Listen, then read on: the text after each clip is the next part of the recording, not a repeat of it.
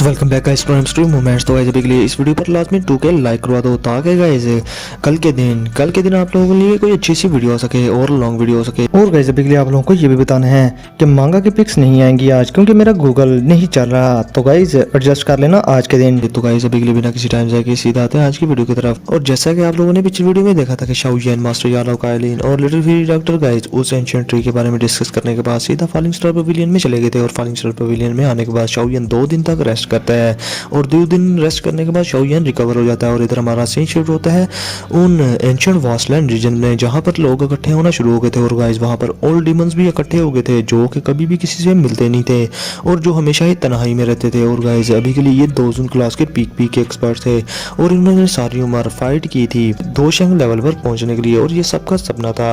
और अभी के लिए गाइस माना कि एंशिएंट वास्टलैंड रीजन बहुत ज्यादा डेंजरस था, लेकिन वहां पर वो जो चीज अभी के लिए अपीयर हुई थी वो सभी के लिए लालच के लिए काफी थी और सभी उसके पीछे दौड़े चले आए थे चाहे ये एरिया कितना ही खतरनाक क्यों ना हो।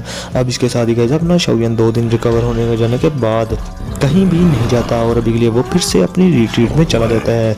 और अभी के लिए गाइस वो सिर्फ अपने माइंड में प्योरीफाइंग डिमोनिक लोटस फ्लेम को सोच रहा था और मास्टर यालाओ की बातें उसके सर में गूंज रही थी कि अगर उसने 3 साल के अंदर अंदर दोशंग क्लास का ब्रेक थ्रू ना किया तो मास्टर यालाओ उसे कभी भी उसके पास जाने ही नहीं देंगे उस फ्लेम के पास। और अभी के लिए शाओ यान को अपने स्ट्रेंथ बढ़ाने के लिए इन 3 सालों के अंदर अंदर सबसे बड़ा जो चांस मिला था वो था बुद्धिस्टा एंशिएंट ट्री। और शाओ यान कहता है कि मुझे उसी के पास जाना होगा और अपनी स्ट्रेंथ को रेज करना होगा दोशंग क्लास पर, तभी मेरे मास्टर मुझे प्यूरिफाइंग डिमोनिक लोटस फ्लेम को हाथ लगाने देंगे। और अभी के लिए गाइस अपने शाओ यान के पास जो सबसे ज्यादा चीज की कमी थी वो था टाइम शाओ यान ने अच्छे से हेमली टोम के अंदर एक्सपीरियंस कर लिया था। शाओ यान ने 3 साल गुजारे थे वहां पर, लेकिन 3 सालों के अंदर अंदर शाओ शुआन की इनहेरिटेंस की वजह से शाओ यान 2 जून क्लास के 5 स्टार से 2 जून क्लास के 8 स्टार की पीक पर पहुंच पाया था। अगर शाओ यान अपने बलबूते पे पहुंचता तो गाइस इन 3 सालों में भी शाओ यान इतनी आसानी से अपने लेवल्स का ब्रेक थ्रू ना कर पाता। और अभी के लिए गाइस आप लोगों को ये चीज अच्छे से पता होना चाहिए शाओ यान 2 जून क्लास के 8 स्टार की पीक पर है और 2 जून क्लास का 9 स्टार का ब्रेक थ्रू भी इसने करना है और तो और उसके बाद 9 चेंजेस पीक को भी कवर करना है, फिर जाके शाओ यान कहीं 2 जून क्लास का ब्रेक थ्रू कर पाएगा और दोशंग क्लास पर या बैंगशंग लेवल पर पहुंच पाएगा। और तो और ये शुक्र करो कि एंसेस्टर शाओ शुआन ने शाओ यान को अपनी इनहेरिटेंस दे दी जिसकी वजह से बिगड़ी शाओ यान के टैलेंट के साथ साथ अभी के लिए शाओ यान आसानी से थोड़ी ज्यादा स्पीड के साथ अपने लेवल्स का ब्रेक थ्रू कर पाएगा। लेकिन गाइस इतनी भी सपैरिटी ज्यादा नहीं हुई कि वो 3 साल के अंदर अंदर दोशंग का बटन ही दबा दे जाके। चलो आप तो जाकर सब्सक्राइबर का बटन दबाना पहले। अब इसके साथ ही शाओ यान कहता है कि मैं कभी भी अपनी आंखों से नहीं देख पाऊंगा कि मेरी प्यूरिफाइंग डिमोनिक लोटस फ्लेम पर कोई और हाथ डाल दे और उसका ऑनर कोई और बन जाए। अभी के लिए मुझे बुद्धिस्टा हार्ट हर हाल में हासिल करना ही होगा। मगर बुद्धिस्टा एंशिएंट ट्री ने पूरे सेंट्रल प्लेन में हाहाकार मचा दिया है और सभी के ओल्ड डीमंस वहां पर इकट्ठे होना शुरू हो गए होंगे और वो ओल्ड डीमंस उन ही ब्रदर से भी काफी ज्यादा स्ट्रॉन्ग भी हो सकते हैं। और अभी के लिए अपनी स्ट्रेंथ को सबसे ज्यादा स्पीड के साथ बढ़ाने के लिए मेरे पास सिर्फ एक ही रास्ता है, वो ये कि ये जो टियान क्लास था उसके लिए मुझे उनके पास से मिली है यानी कि किंग कॉन्ग ग्लास बॉडी, मुझे इसे जल्दी से प्रैक्टिस करना होगा। और इस तरह वास्टलैंड्स की ट्रिप पर मेरे पास एक और ट्रम्प कार्ड आ जाएगा। अब इसके साथ ही गाइस अपना शाओ यान क्रॉस लेग करके वहां बेड पर बैठ जाता है और अभी के लिए अपनी स्टोरी रिंग से एक स्क्रॉल बाहर निकाल लेता है जिस पर लिखा हुआ था किंग कॉन्ग ग्लास बॉडी। और गाइस अभी के लिए मैं आप लोगों को बता दूं कि कोई भी बंदा टियान क्लास था उस स्किल को इजीली प्रैक्टिस कर सकता है, बस शर्त यह है कि उस चीज को उसकी स्पिरिचुअल स्ट्रेंथ एक्सेप्ट कर ले या बेयर कर ले। जिसकी स्पिरिचुअल स्ट्रेंथ टियान क्लास था उस स्किल को बेयर नहीं कर सकती तो वो कभी भी उस चीज को प्रैक्टिस नहीं कर पाएगा। अब इसके साथ ही गाइस शाओ यान उस स्क्रोल को अपने माथे के पास रखता है अपनी ब्रोस के दरमियान, जिसके साथ ही गाइस बहुत सारी इन्फॉर्मेशन उसके माथे से होते हुए दिल में चली जाती है। और अभी के लिए गाइस वो इन्फॉर्मेशन उससे कह रही थी कि किंग कॉन्ग ग्लास बॉडी ये एक टियान क्लास लो लेवल दाउ स्किल है जो कि तुम्हारी बॉडी को मेटल का बना देगी और इससे तुम किसी भी चीज को डिस्ट्रॉय कर पाओगे और तो तुम्हारी बॉडी 99 फीट लंबी हो जाएगी और तुम्हारा हाथ आसमान को फाड़ने के लिए और पैर जमीन को तोड़ने के लिए काफी होगा। अब गाइस इन सारे लफ्जों को पढ़ लेने के बाद अभी के लिए शाओ यान दिल में कहता है कि ये जो दाउ स्किल है ये काफी ज्यादा ओवरबेयरिंग हो सकती है, ये किसी भी बंदे की दाउकी का यूज करके उसी बंदे की फिजिकल बॉडी को बहुत ही ज्यादा स्ट्रॉन्ग बना देती है, लेकिन इसके लिए दाउकी की तो जरूरत होती है ना। इस तरह की ओवरबेयरिंग दाउ स्किल लगता है कि किसी एलाइड दोशंग क्लास के एक्सपर्ट ने ही बनाई होगी। और गाइस अभी के लिए शाओ यान दाउ स्किल्स पिक करने के मामले में काफी ज्यादा पिकी हो चुका था और अभी के लिए गाइस वो चुन चुन के दाउ स्किल्स को चुना करता था और जैसे कि वो जिन दाव स्किल्स को चुनता था। उनको प्रैक्टिस कर लेने के बाद अगर कोई मुश्किल से मुश्किल दाव स्किल भी उसके सामने आ जाए तो वो उसको भी इजीली प्रैक्टिस कर पाएगा। और अभी के लिए गाइस इस किंग कॉन्ग लॉस्ट बॉडी को प्रैक्टिस करने के लिए किसी भी बंदे को अपनी दावकी को अपनी हड्डियों से, अपने ब्लड से और अपने फ्लैश से मर्ज करने की जरूरत होती है इस यूनिक मेथड के थ्रू। और ये ट्रेनिंग काफी ज्यादा हार्श होती है। फॉर्चुनेटली शाओलिन की फिजिकल बॉडी आप लोगों को पता है बहुत ज्यादा स्ट्रॉन्ग है और बहुत सारे नेचुरल ट्रेजर से ये स्ट्रॉन्ग हुई है। और अभी के लिए ये इस किंग कॉन्ग लॉस्ट बॉडी वाली दाव स्किल की हार्श रिक्वायरमेंट के सामने टिकने के काबिल थी। अब इसके साथ ही गए अपना शाओलिन एक लंबी आग भरता है और अपनी आंखें बंद कर लेता है और इस किंग कॉन्ग लॉस्ट बॉडी के स्क्रॉल से रीडिंग करने के बाद उसके मुताबिक ट्रेनिंग करने की कोशिश करने लगता है इसे।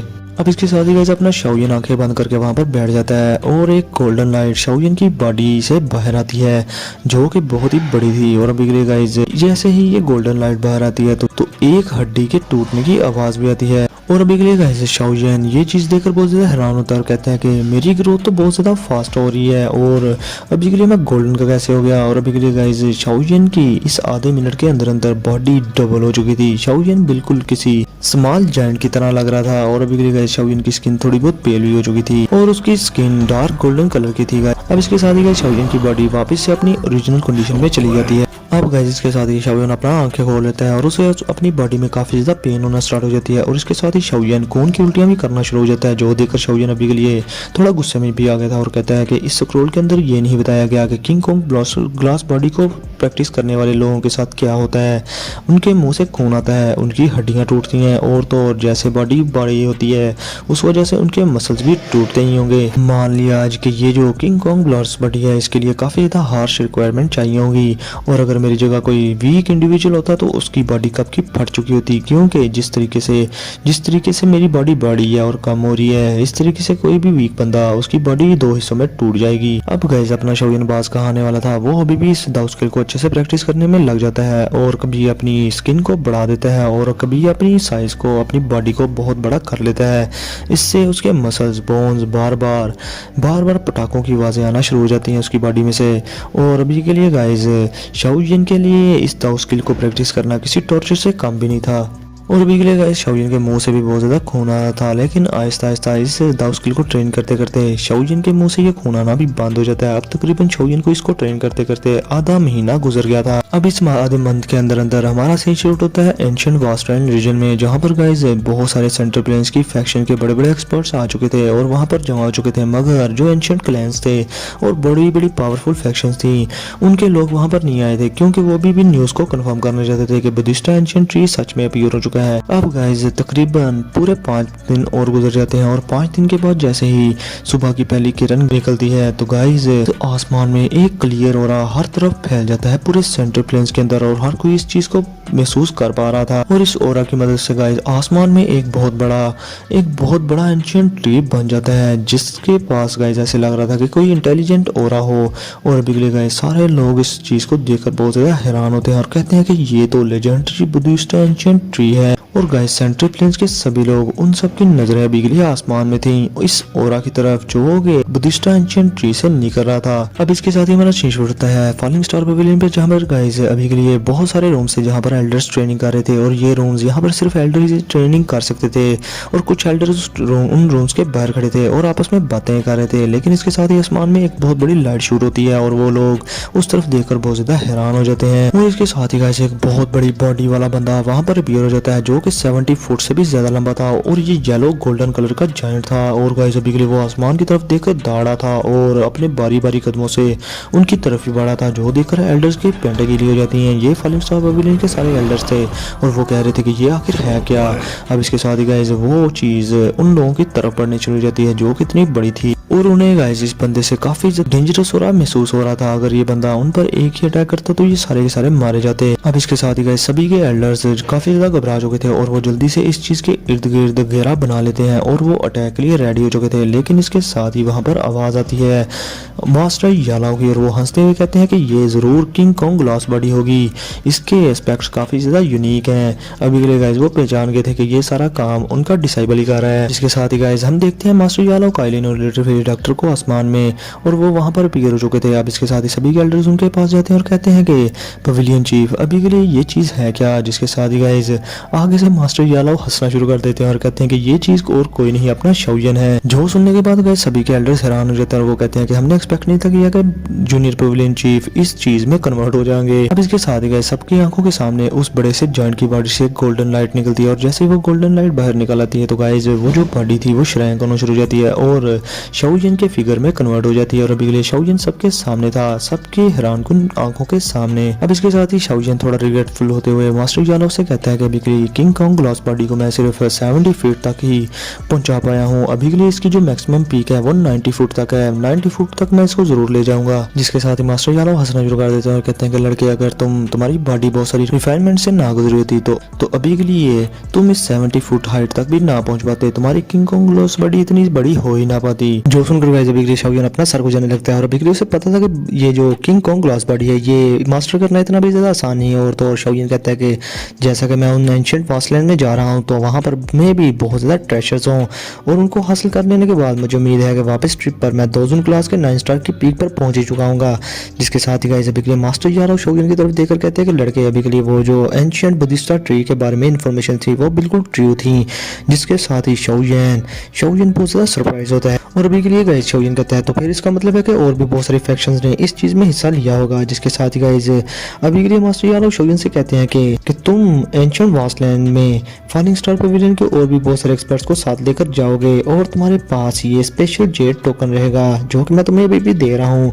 अगर कोई भी मुसीबत तुम्हें आ पड़े जो तुम्हारी जिंदगी पर बनाए तो तुम फिर इस स्पेशल जेट टोकन को तोड़ देना।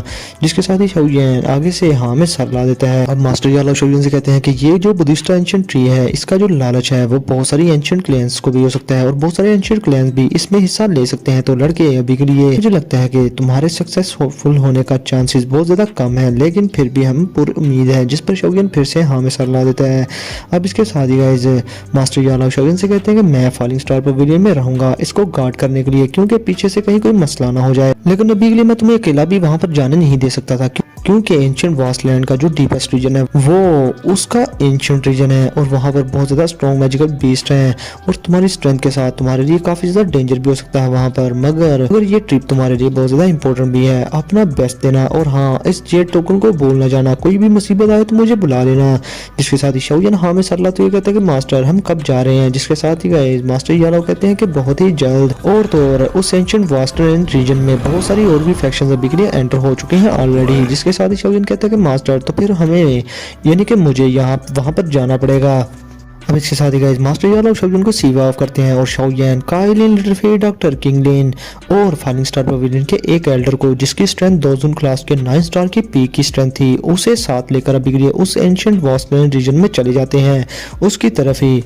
और अभी के लिए गाइस अपनी काइलिन और लिटिल फेरी डॉक्टर की जो फाइटिंग स्ट्रेंथ थी वो दोजुन क्लास के 8 स्टार के एक्सपर्ट के इक्विवेलेंट थी और अगर ये दोनों हाथ मिला लें तो किसी भी दोजुन क्लास के 9 स्टार के पीक के एक्सपर्ट को अच्छे से दूर चटा सकती थी। और तो और अगर बात की जाए किंगलिन की तो शाओयन इसे अपने साथ इसलिए लेकर जा रहा था क्योंकि गाइस आप लोगों को पता ही है कि इसकी 3 पीपल आइज हैं और ये किसी भी स्नेक टाइप मैजिकल बीस्ट को अच्छे से कंट्रोल कर सकती है जो कि उसके इशारों पर बाद में नाचेगा किसी पपेट की तरह।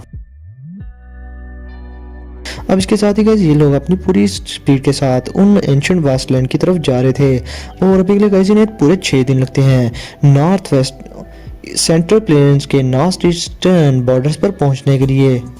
अब गाइस जैसे ही शाओयन वहां पर पहुंचते तो वहां पर बहुत सारे लोग बहुत सारे एक्सपर्ट्स जमा हुए थे और हर तरफ सारी सर नजर आ रहे थे। और अभी के लिए शाओयन कहता है कि मुझे यकीन नहीं आ रहा कि इस एंशिएंट बुद्धिस्टा ट्री की इतनी ज्यादा लालच होगी कि इतने सारे लोग यहाँ पर इसके पीछे आ जाएंगे।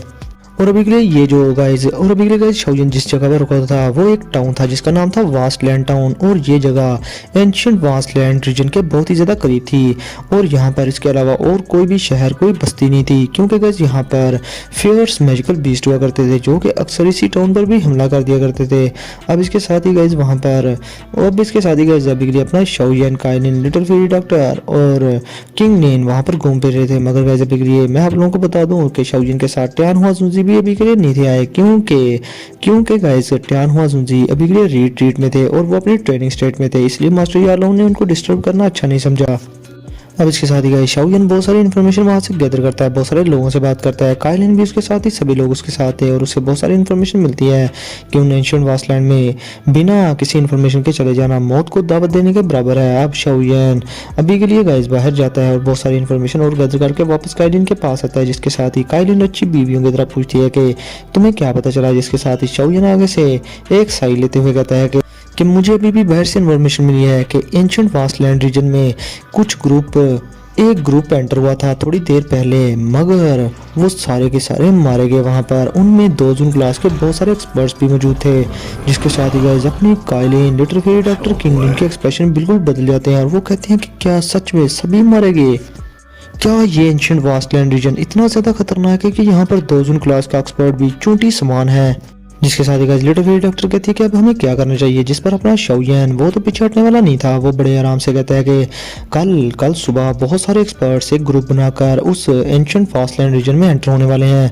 हम उनको फॉलो करेंगे और उनके पीछे रहेंगे। अगर कोई भी मिसहैप उन लोगों के साथ होता है तो हम फिर वहां से निकल जाएंगे, क्योंकि हमें बहुत ही ज़्यादा केयरफुल होना होगा। हमारी छोटी सी भी गलती हमारे पूरे ग्रुप को मरवा सकती है। अब गाइस अगले दिन हम देखते हैं सुबह का टाइम और वहाँ पर बहुत सारे एक्सपर्ट्स मौजूद थे जो कि 2 जून के लास्ट के एक्सपर्ट थे और शाओयन इन सभी के लोगों को देखकर हैरान हो रहा था और उसने अब जिंदगी में पहली बार इतने सारे 2 जून क्लास के एक्सपर्ट्स को किसी चीज़ के लिए इकट्ठा होते देखा था। अब इसके साथ ही गाइस उन लोगों के सामने एक बहुत बड़ा फॉरेस्ट था जहाँ पर गाइस अभी ये बुद्धिस्ट एंशिएंट ट्री भी था उसी फॉरेस्ट के अंदर, और उस फॉरेस्ट के अंदर उसका एंशिएंट ऑरा हर तरफ फैला हुआ था। और गाइस अभी उस बड़े से फॉरेस्ट के अंदर अभी के लिए एक बहुत ही बड़ा ट्री था जो कि आसमान से बातें कर रहा था, बल्कि वो पूरे आसमान को कवर किया हुआ था। और गाइस ये अभी के लिए इतना प्यारा सीन था। यहाँ पर आने वाले टाइम में अगर ये वाला एपिसोड आएगा अनाइम में तो तब के टाइम देखना गाइस, बहुत ही मजे का सीन होगा ये। अब गाइस अपने शाओयन इधर उधर देखता है इस बड़े से ट्री को देखने के बाद जो कि दूर से उन्हें नजर आ रहा था, और इस ट्री की छांव की वजह से पूरे जंगल में जैसे अंधेरा, मानो जैसे अंधेरा छाया हुआ था। अब इसके साथ ही शाओयन की नजर पड़ती है बहुत सारे लोगों के ऊपर और शाओयन कहता है कि यहाँ पर बहुत सारे वीक लोग भी आ चुके हैं जो कि 2 होंग और 2 क्लास की स्ट्रेंथ के साथ आए हैं। इन लोगों को पता नहीं है कि ये बुद्धिस्ट एंशिएंट ट्री को हासिल करने के चक्करों में खुद ही मारे जाएंगे, क्योंकि यहाँ पर स्ट्रेंथ सबसे ज्यादा मैटर करती है। इवन के 2 जून क्लास के एक्सपर्ट्स भी यहाँ फेरोशियस बीस्ट के हाथों मारे गए। तो ये किस खेत की मूली है? अब इधर गाइस अपनी लिटिल फेरी डॉक्टर भी इस बड़े से ट्री को देखकर दूर से बहुत ज्यादा हैरान हो रही थी और वो कहती है कि इतना बड़ा जॉइंट ट्री मैंने आज तक नहीं देखा, और इस ट्री ने जितने साल गुजार दिए होंगे वो हमारी सोच होगी, तभी ये इस फॉरबिडन ग्राउंड में भी अपीयर हुआ है, क्योंकि ये कॉन्टिनेंट का सबसे ज्यादा ओल्डेस्ट प्लेस है। इसके साथ ही शाओयन अपने सामने कुछ लोगों को देखता है जो ग्रुप था बहुत बड़ा और वो एंटर होने वाला था उस एंशिएंट वास्टलैंड रीजन में, और शाओयन उनको स्कैन करता है कहीं कोई अपना मिल ना जाए, लेकिन गाइस ऐसा कुछ नहीं होता। अभी के लिए वो लोग तैयार हो जाते हैं वास्टलैंड रीजन में जाने के लिए। तो गाइस अभी के लिए शाओयन भी तैयार था पीछे पीछे ही। अभी के लिए शाओयन कहता है कि जैसा कि ये लोग अभी के लिए फ्रंट लाइन पर जाने के लिए इतने ही बेताब, तो फिर हम इन लोगों को जाने देंगे। तो बिगली guys little fairy doctor Shaoyan Kaelin हाँ में सर ला देते हैं और हंसना शुरू कर देते हैं और वो लोग उन लोगों को फॉलो करना स्टार्ट कर देते हैं। मतलब साफ था गाइस, अगर फेरोशियस बीस्ट हमला करेंगे भी तो ये फ्रंट वाले लोगों पर, यानी कि ये जो ग्रुप पहले एंटर हुआ है इन पर ही करेंगे। शाओयन का ग्रुप फिर दूर से ही देखकर सेफ्टी मेजर्स को अपना लेगा। अब गाइस जैसे जैसे शाओयन का ग्रुप उस एंशिएंट वास्टलैंड रीजन के आगे डीपेस्ट पार्ट में जा रहा था, तो गाइस वहाँ पर बहुत सारे लोग जो कि उनके आगे आगे थे वो भी किसी वजह से गिर गिर के मरे जा रहे थे। और गाइस अभी लिटिल फेरी डॉक्टर डिटेक्ट कर लेती है कि एयर के अंदर पॉइजन है और वो सबको बता देती है। शाओयन ये चीज़ सुनने के बाद काफ़ी ज़्यादा हैरान होता है कि इस एंशिएंट वास्टलैंड रीजन के एयर में भी पॉइजन हो सकता है, जिसको अलाइड 2 जून क्लास का एक्सपर्ट भी बेयर नहीं कर पाएगा और मारा जाएगा ऑन द स्पॉट ही जब वो इस पॉइजन को सूंघेगा। तो अब इसके साथ ही लिटिल फेरी डॉक्टर जल्दी से अपनी स्टोर रिंग से बहुत सारी मेडिसिनल पिल्स को निकाल लेती हैं जो कि पॉइजनस पिल थी, और वो कहती है कि इन सबको ले लो क्योंकि ये पिल्स तुम लोगों की बॉडी में इस पॉइजन को रेजिस्ट करने में मदद करेंगी। और अभी गाइस माना कि लिटिल फेरी डॉक्टर पिल बनाने के बातों में शाओयन से आगे नहीं थी, मगर बात की जाए यहाँ पर पॉइजन की पिल्स बनाने में तो वहाँ पर 10 शाओयन भी आ जाए तो पॉइजनस पिल्स को लिटिल फेरी डॉक्टर की तरह रिफाइन नहीं कर सकते। अब शाओयन गाइस बिना कुछ आगे से बकवास किए सीधा उन पिल्स को खा लेता जाता है और बाकी काइलिन भी उन पिल्स को ले लेती है, किंग लिन भी ले लेती है। लेकिन गाइज इससे पहले शाओलिन कुछ बोलता, वो ग्रुप शो शाओलिन के आगे आगे था गाइज। थोड़ी दूर से उनके चीखने की चिल्लाने की आवाजें आना शुरू हो जाती हैं, जैसे कि कोई उनको बड़ी बेरहमी से मारा हो। इसके साथ ही गाइज शाओलिन कहता है कि लगता है उन सब लोगों ने इस पॉइजन को डिटेक्ट नहीं किया और अभी के लिए इस लेथल पॉइजन की वजह से मारे गए हैं। वो बेचारे काफी ज्यादा बदकिस्मत रहे क्योंकि उन्हें खुद पर बहुत ही ज्यादा यकीन था। जिसके साथ ही शाओलिन कहता है कि अभी के लिए हमें आगे बढ़ना चाहिए। अभी के लिए गाइज शाओलिन इस तरह की जगह पर इन लोगों की मदद भी नहीं कर सकता था। अब जैसे जैसे शाओलिन का ग्रुप आगे बढ़ा था तो गाइज आहिस्ता आहिस्ता वहां पर पॉइजनस फॉग और भी ज्यादा डेंस होती जा रही थी और वहां पर लोगों के चिल्लाने की आवाजें और भी ज्यादा बढ़ रही थी क्योंकि वहां पर बहुत सारे एक्सपर्ट्स आगे गए हुए थे और उनकी चीखें बहुत ही ज्यादा तेज थी। और अभी के लिए गाइज वहां पर धोखे की बहुत ज्यादा वाइल्ड फ्लक्चुएशन होना भी शुरू हो जाती है। ये वो एक्सपर्ट थे जो पॉइजनस एक्सपर्ट थे और अभी के लिए गाइज इस फॉरेस्ट के पॉइजन की वजह से वो बिल्कुल पागल हो चुके थे। हालांकि वो पॉइजन एक्सपर्ट थे फिर भी पॉइजन को कंट्रोल नहीं कर पा रहे थे वो। अब इसके साथ गाइज शाओलिन ये आवाज सुनने के बाद अभी के लिए रुक जाता है और उसका ग्रुप भी रुक गया था। लेकिन अगले ही पल में शाओलिन की नजर पड़ती है सामने एक लाश पर, जो लाश बिल्कुल काली हो चुकी थी। और गाइज अभी के लिए इस लाश के चेहरे पर बहुत ज्यादा रिग्रेट था, बहुत ज्यादा फेयर भी था। और गाइज अभी के लिए ये लाश ये कहना चाहती थी कि वो इस जगह पर आई ही क्यों। अभी के लिए गाइज शाओलिन कहता है कि ये एक्सपर्ट एक लाइट दोजन क्लास का एक्सपर्ट था और अभी के लिए शाओलिन कहता है कि ये बेचारा बहुत ज्यादा अनलकी रहा क्योंकि ये इस पॉइजन की वजह से कैसे मारा जा सकता है। और अभी के लिए कोई भी लाइट दोजन क्लास का एक्सपर्ट जब अपनी बॉडी को अपनी दौकी से कवर कर लेता है तो कोई भी आम सा पॉइजन उसकी बॉडी को नुकसान नहीं पहुंचा सकता। मगर ये किस किस्म का पॉइजन है इस फॉरेस्ट का, ये बहुत ही ज्यादा मिस्टीरियस पॉइजन है जिसने कि अलाइट दोजन क्लास के एक्सपर्ट को भी मार दिया। अब ये सुनते ही गाइस लिटिल फेरी डॉक्टर भी बहुत ज्यादा हैरान होती है और वो जल्दी से एयर में मौजूद जो उस जंगल का पॉइजन था उसे अपने हाथों में लेकर अपनी बॉडी के अंदर ऑब्जर्व कर देती है। जैसे ही वो उस पॉइजन को अपनी बॉडी में ऑब्जर्व करती है तो गाइस लिटिल फेरी डॉक्टर की बॉडी बिल्कुल ट्रेम्बल होकर रह जाती है और अभी के लिए गाइस उसके फेस के एक्सप्रेशन बहुत ही ज्यादा खराब थे। जिसके साथ ही शाओलिन जल्दी से पूछता है कि तुम ठीक तो हो, जिस पर लिटिल फेरी डॉक्टर एक लंबी आह भरकर कहती है कि ये पॉइजन बहुत ही ज्यादा स्ट्रेंज है, ये पॉइजन नहीं है, ये पॉइजनस वर्म्स हैं। जो सुनकर शाओलिन बहुत ज्यादा हैरान होता है और वो कहता है कि ये पॉइजनस वर्म्स होते क्या हैं। और अभी के लिए गाइस शाओलिन हवा में बड़े गौर से देखने की कोशिश करता है लेकिन उसे पॉइजनस फॉग नजर आ रही थी, पॉइजनस वर्म्स उसे कोई भी नजर नहीं आ रहा था। जिसके साथ ही लिटिल फेरी डॉक्टर शाओलिन को बताती है कि पॉइजनस वर्म्स जो होते हैं वो बहुत ही ज्यादा छोटे होते हैं, ये किसी की भी आंखों के सामने नहीं आते, ये कोई भी ह्यूमन आई इसको देख नहीं सकती। और अभी के लिए ये जो लोग मारे गए हैं इन्होंने millions of tiny poisonous worms को अपने अंदर इनहेल कर लिया था। जिसके साथ ही शाओलिन कहता है कि तो अभी भी तुमने इनको अपनी बॉडी में लिया है तो क्या तुम ठीक हो। इसके साथ ही लिटिल फेरी डॉक्टर कहती है कि बिल्कुल भी फिक्र ना करो, मेरी बॉडी के अंदर लेथल पॉइजन है और मेरी वही फुल पॉइजनस बॉडी है और मेरी पॉइजनस की जैसे ही इन वर्म्स के साथ कांटेक्ट में आएगी तो ये वर्म्स ऑन द स्पॉट ही मारे जाएंगे। अब गाइस अपना शाओलिन थोड़ा बहुत और परेशान हो जाता है और अभी के लिए गाइस वो अपनी हेवनली फ्लेम को अपनी पूरी बॉडी के अंदर सर्कुलेट करना स्टार्ट कर देता है क्योंकि आप लोगों को तो पता है कि हेवनली फ्लेम कितनी ज्यादा पावरफुल होती है और कोई भी पॉइजनस वर्म्स तो क्या उसका बाप भी आ जाए वो शाओलिन को कुछ नहीं बिगाड़ पाएगा। अभी के लिए ऐसे ही शाओलिन की हेवनली फ्लेम उसकी बॉडी में सर्कुलेट करती है तो गाइस शाओलिन की बॉडी के अंदर भी बहुत सारे पॉइजनस वर्म्स जा चुके थे और शाओलिन की हेवनली फ्लेम उन सबको जलाकर राख कर देती है और बहुत सारी ब्लैक फॉग शाओलिन की बॉडी से निकलना शुरू हो जाती है। और शाओलिन ये चीज देखकर बहुत ज्यादा हैरान होता है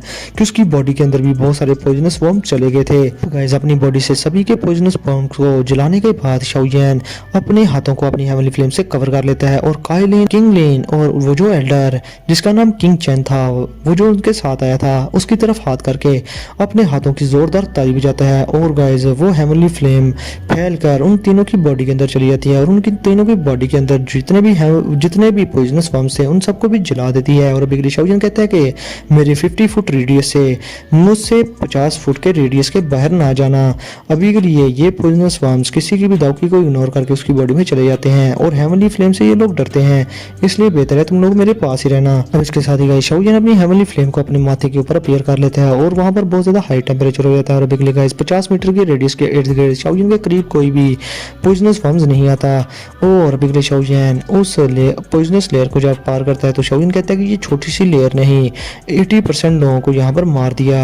अभी के लिए आगे पता नहीं कितनी ज्यादा मुश्किलात होंगी। ये एंशिएंट वास्टलैंड रीजन वाकई में ही अपनी रेपुटेशन से जाना जाता है और बहुत ज्यादा फेयर्स रीजन है ये। तो गाइस इसके साथ ही हमारा आज का ये एपिसोड यहीं पर करते हैं खत्म। तो गाइस मैं कोशिश करूंगा कि कल वीडियो जल्दी आ जाए। तो फिर मिलते हैं आप लोगों से नेक्स्ट वीडियो में, तब तक के लिए अपना और अपने प्यारों का ख्याल रखना और वीडियो को लाइक कर देना।